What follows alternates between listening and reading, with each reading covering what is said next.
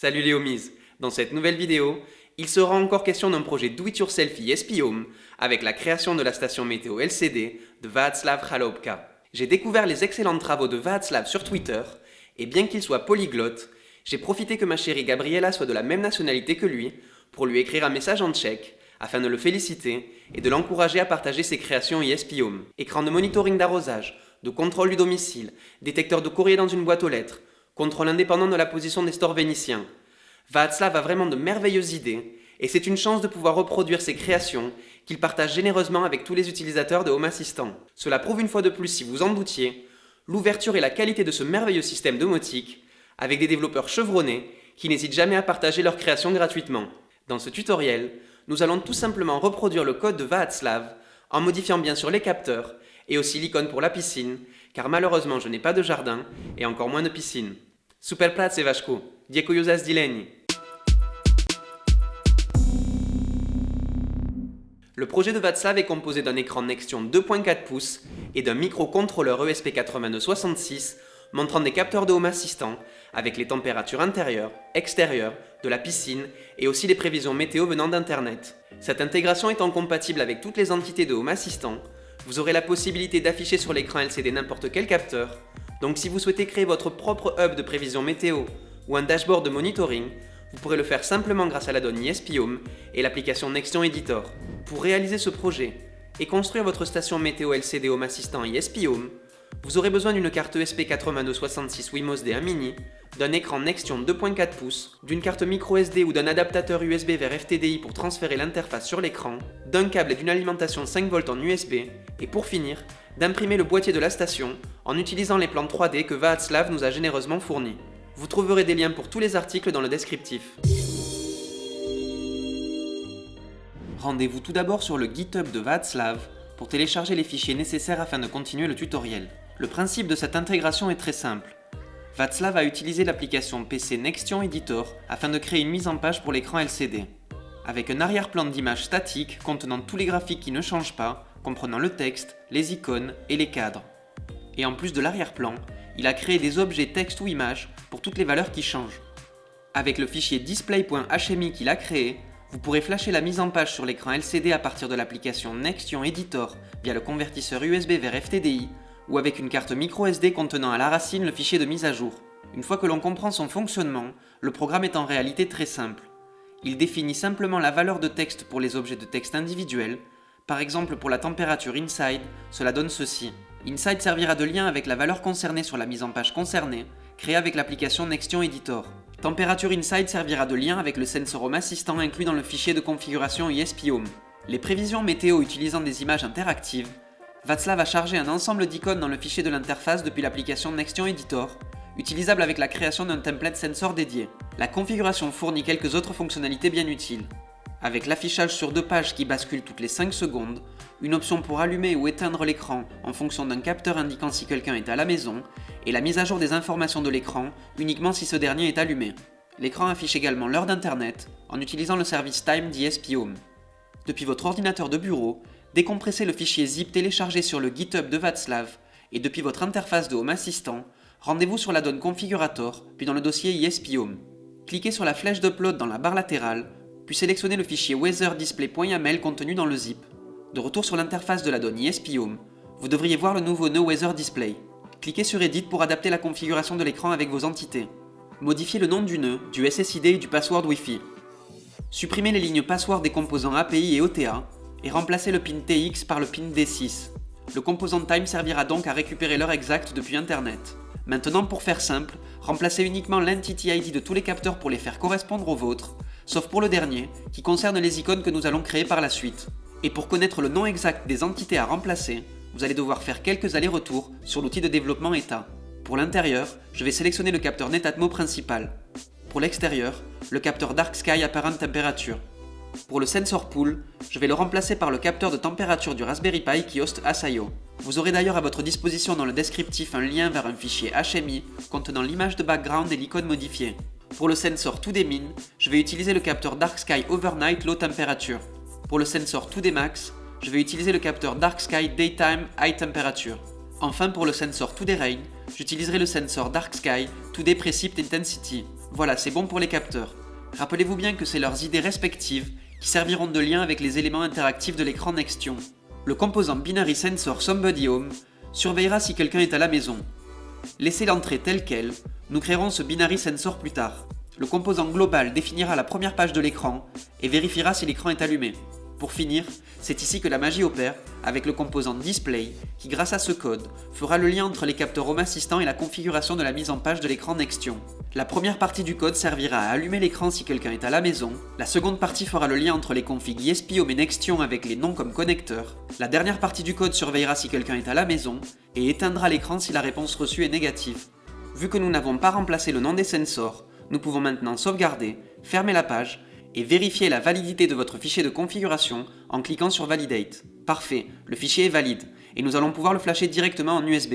Connectez à présent la carte Wemos D1 sur un port USB libre de votre Raspberry Pi.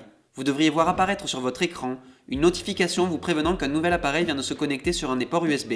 Si ce n'est pas le cas, redémarrez la donne manuellement depuis le panneau Asayo. Sélectionnez maintenant le chemin correspondant et cliquez sur le bouton Upload pour démarrer le flashage. Attendez quelques petites minutes que la compilation et l'upload du firmware se terminent. Fermez la carte et attendez quelques secondes. Enfin, le nœud est en ligne. Vous pourrez dès lors déconnecter la carte ESP8266 du Raspberry Pi pour la brancher sur une alimentation USB.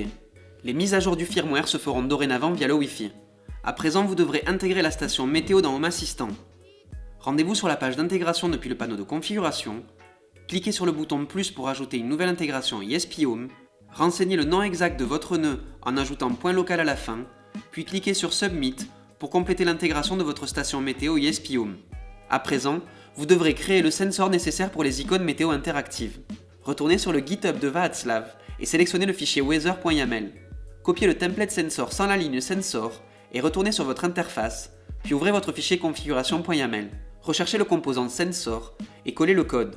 Supprimez les templates toDayMin, toDayMax et toDayRain et sauvegardez votre fichier. Maintenant, pour utiliser la fonction d'extinction de l'écran, vous devrez créer le Binary Sensor Somebody Home qui regroupera toutes les entités de tracking que vous utilisez pour déterminer si quelqu'un est à la maison. Dans un espace libre en bas de page ou à la suite si vous avez déjà configuré le composant Binary Sensor, collez ce code disponible dans le descriptif et remplacez les entités de tracking pour les faire correspondre aux vôtres. Sauvegardez votre fichier, vérifiez votre configuration et redémarrez Home Assistant pour intégrer les sensors des deux nouvelles entités. Pour pouvoir flasher votre écran Nextion depuis l'application Nextion Editor sur votre PC, vous devrez connecter un convertisseur USB vers FTDI entre l'écran tactile et votre ordinateur. Branchez les fils de l'écran sur l'adaptateur comme ceci. 5V sur 5V, ground sur ground, et inversez les autres pins avec le TX sur le RX et le RX sur le TX. Puis connectez le convertisseur sur un des ports USB libres de votre PC. Maintenant ouvrez l'application Nextion Editor et chargez le fichier display.hmi contenu dans le fichier zip de Václav. Je ne vous en dirai pas plus sur cette application dans cette vidéo, mais pourquoi pas dans un futur tuto avec une interface faite maison.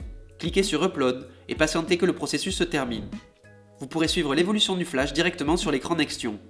Quand le flash sera terminé, déconnectez l'écran du connecteur et du PC. À présent, vous pourrez connecter l'écran sur la carte ESP alimentée en USB pour vérifier si tout fonctionne. Assurez-vous que la carte Wemos D1 n'est pas alimentée électriquement, puis reliez le fil 5V sur le pin 5V, le pin ground sur le pin ground, et le pin TX sur D1 et RX sur D6. Ça paraît bizarre car les fils TX et RX sont inversés par rapport à la configuration, mais il n'y a que comme ça que ça marche dans mon cas précis. Alors si dans votre cas cela ne marche pas, essayez aussi d'inverser ces mêmes fils. Votre câblage terminé, vous pourrez alimenter la carte ESP avec le port USB et tester si l'écran affiche les valeurs des capteurs de Home Assistant. Parfait, ça fonctionne. Je suis vraiment curieux de voir ce que la communauté fera avec cette fonctionnalité bien futuriste que Václav nous aura aidé à vulgariser.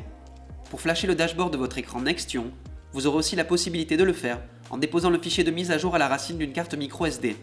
Vous trouverez dans le descriptif un lien pour télécharger un fichier TFT avec l'icône de piscine remplacée par une icône Home Assistant. Depuis votre ordinateur de bureau, déposez le fichier edit.tft à la racine de votre carte microSD, puis éjectez la carte. Débranchez le port USB du Wemos D1, insérez la carte dans le port microSD de l'écran LCD, puis rebranchez le câble USB. Vous pourrez alors suivre l'évolution du flashage sur le log, affiché sur l'écran. Attendez quelques secondes, et quand le flash sera terminé, débranchez le câble USB, retirez la carte SD, et rebranchez l'alimentation USB. Excellent, l'écran affiche bien la nouvelle icône, qui dans mon cas ne sera pas hors sujet. Pour terminer ce tutoriel, je vais rapidement vous montrer la marche à suivre pour installer l'écran et la carte ESP dans le boîtier 3D prévu à cet effet. Ouvrez le boîtier et placez du double face ou de la colle spéciale pour aider à fixer les deux dispositifs. Déposez un peu de gaffeur sur les câbles pour éviter toute déconnexion intempestive. Tassez un peu les fils, puis commencez par placer l'écran. Insérez la carte ESP dans le boîtier et répartissez au mieux les fils de connexion. Branchez à présent le câble USB pour allumer et tester si la station météo LCD ESP Home fonctionne comme il se doit.